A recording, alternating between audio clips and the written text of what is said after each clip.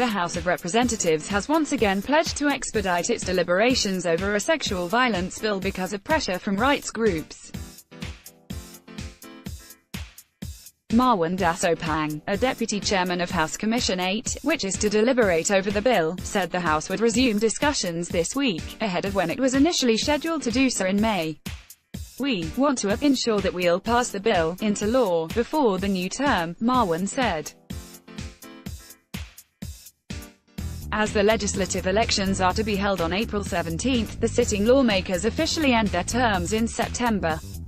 Several rights groups concerned with gender issues, along with the National Commission for Violence Against Women, Komnas Perempuan, have pushed the House to pass the bill, citing an urgency for protecting women from sexual assaults and providing a more comprehensive legal basis for how to treat sexual violence victims. In Yogyakarta, hundreds of gender and rights activists marched last week to demand the House immediately pass the bill.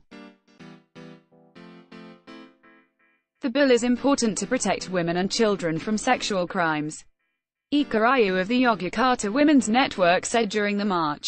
The bill, which has been before the House since 2016, has been delayed several times because of divisions among lawmakers, particularly between conservative religion-based factions.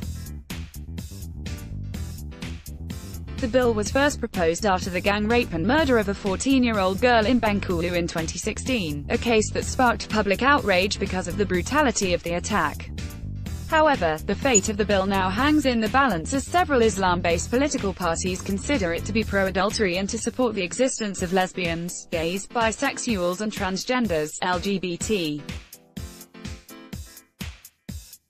The parties claim the bill may disrupt the Islamic concept of a sakina, happy, marriage. Marwan, a politician from the National Awakening Party, PKB, said he lamented over what he considered to be misleading messages voiced by his fellow lawmakers, mainly from the Prosperous Justice Party, PKS. He said several lawmakers were still confused by the definition of sexual violence and he was worried that different interpretations would arise. The bill lists 9 types of sexual violence: verbal sexual harassment, sexual exploitation, forced use of contraception, rape, forced marriage, forced abortion, forced prostitution, sexual slavery and torture using sexual abuse. It also aims to ensure victims receive restitution ranging from physical and psychological therapy to pecuniary compensation. The leading ruling and opposition parties, the Indonesian Democratic Party of Struggle, PDI-P, and the Gerindra-Party, are the two most outspoken factions supporting the bill. Gerindra lawmaker Rahayu Saraswati Dojo Adikasumo said that, unfortunately, not all lawmakers share the same gender perspectives. When we talk about human rights, many of our fellow lawmakers claim that our understanding of human rights was too westernized and that we should return to our culture. This is a pity, said the member of House Commission 8 overseeing religious and social affairs. Some lawmakers are feminists while some others are allergic to feminism. When we talk about gender issues, they would respond with religious ideology, Rahayu said, adding that she hoped the House would pass the bill in August. Ali Carson, a deputy assistant in the Domestic Violence Division of the Women's Empowerment and Child Protection Ministry, said the government demanded the lawmakers immediately reach conclusions regarding the bill so that the government and the House could pass it into law. "I hope we can pass it this year.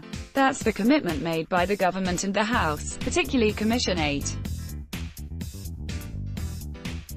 It's urgent because the number of sexual violence cases is increasing every year, while we don't have a rigid law that protects women's rights," Ali said.